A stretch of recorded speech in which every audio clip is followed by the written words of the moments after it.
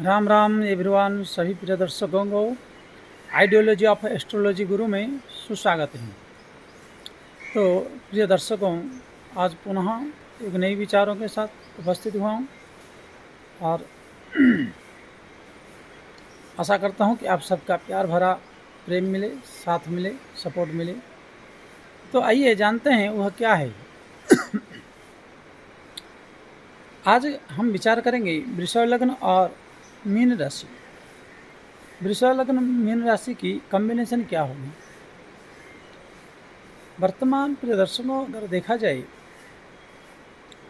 हमारी विचार से, वृषभ लग्न मीन राशि अर्थात व्यय राशि, तो यहाँ तृतीय व्यय भाव में अगर यह युति बन रहा है तो आपको देखना चाहिए। पहली बात, अगर राशि अधिपति देखें तो व्यय भाव में होने के कारण अगर राशि कोई एक नंबर माने तो छठे भाव, तो छठे भाव रोग ऋण आदि का शिकार वर्तमान 2024 में देख के चले गए। राशि का प्रभाव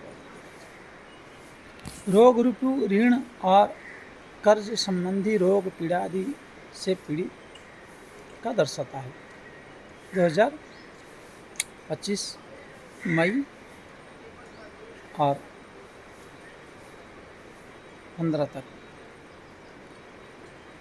प्रिय दर्शकों, द्वादश भाव होने के कारण लग्न से अगर पीड़ित चंद्रमा है तो अच्छे परेशानियों का सामना करना पड़ेगा। अगर आपकी पीड़ित चंद्रमा अर्थात शुक्ल पक्ष की चंद्रमा नहीं, कृष्ण पक्ष की चंद्रमा है तो आपको पीड़ादायक होगा। और आपकी शुक्ल पक्ष की चंद्रमा है तो आपको पीड़ादायक नहीं, पीड़ा नाशक होगा। शुक्ल पक्ष के अष्टमी तिथि के बाद की हो और कृष्ण पक्ष की सप्तमी तक मानी जाती है। तो उसका रीजन ये है कि आपका राशि अधिपति, परंतु यहाँ व्यवभाव होने के कारण जिनका अच्छे चंद्रमा हो और शुक्ल पक्ष का, उसका व्यय भी बहुत होगा, अत्यधिक। किंतु जहाँ व्यय होगा वहाँ धन की भी आगमन होगी, तभी तो व्यय होगा। जैसे एक ने कहा कि शत्रु हंता योग पाप ग्रह षष्ठ भाव में बैठ जाने पर होता है, तो रोग होता है। जब रोग होगा तभी वो रोग हंता होगा, जब शत्रु होगा तभी शत्रु हंता होगा। तो बिना कारण के रोग बनेगा, बिना कारण के शत्रु बनेगा, तभी तो उसका हनन करेगा पाप ग्रह। और जब रोग ही नहीं बनेगा, जब शत्रु ही नहीं बनेगा तो कैसे बने। तो इसलिए वहाँ बैठने पर वो क्रिएटिव भी करेगा और नाश भी करता है, सृष्टि भी करता है और उसका भी नाश भी करता है। उसी प्रकार चंद्रमा अगर शुक्ल पक्ष का है तो वह अच्छा देगा, व्यय बढ़ाएगा। क्यों व्यय इसलिए बढ़ाएगा कि आपकी धन की आगमन आएगा प्रबल रूप में, तभी तो आपको धन देगा।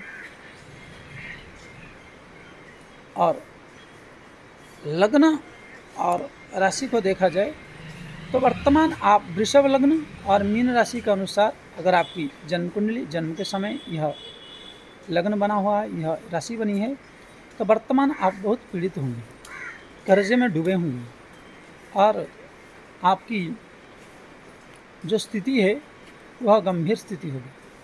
हर तरह से आप परेशानी होंगे और आप किसी ना किसी ठकाने का शिकार होंगे वर्तमान जो चल रही है। क्योंकि कुंभ राशि में शनि है, वृषभ लग्न है और इधर चंद्रमा द्वादश भाव में। चंद्रमा यहाँ द्वादश नहीं, सॉरी, एकादश भाव में है, तो एकादश भाव को भी उतना कारक नहीं कहा गया। और यहाँ मुख्य हानि पहुँचाने का मुख्य कारण यह है कि बृहस्पति वृषभ लग्न में नवमेश और एकादश बनते हैं, तो प्रतिबंधक, हर कार्य में आपको प्रतिबंधक और बड़े भाई बहनों की तबीयत खराब आदि परेशानियों का सामना करना पड़ता है। आप जगत को मुट्ठी में करना चाहते हैं, जगत को जीतना चाहते हैं, आप हर किसी को बस में करना चाहते हैं, परंतु आप अपने घर में ही दब जाते हैं, अपने घर में ही दब के रहना पड़ता है। ये है मीन राशि वालों की एक अनोखा कहानी, उनकी अनोखा जीवन की। तो इसलिए प्रिय दर्शकों, अन्य योग आपकी कुंडली में कैसे बन रही है उसको भी देखना बहुत ज़रूरी है। इसके साथ हम सटीक 100% निर्णय का निकाल सकते हैं। और ज्योतिष को मैंने अपने पहले भी कहा, ज्योतिष नहीं है, ज्योतिष एक विचार है, आगे क्या करना है और क्या करना चाहिए और क्या नहीं करना चाहिए, इस पर हमें विचार करने के लिए ज्योतिष को सीखना चाहिए और ज्योतिष को जानना चाहिए। और हम परेशान हैं तभी हमें इसको दिखाना चाहिए। परेशान क्यों है? परेशान इसलिए है कि जब भी परेशानी होती है तो तभी हमें तपस्या करने की या भगवत स्मरण करने की अवसर प्राप्त होता है। क्यों? हम जब सबसे हार जाते हैं तो हमारी पुराने साथी श्री जगत नियंता परम पिता परमेश्वर ही हमें सही मार्ग और रक्षक बनता है। इसलिए उस जगत जननी जगत पिता को स्मरण करने का सुअवसर प्राप्त होता है।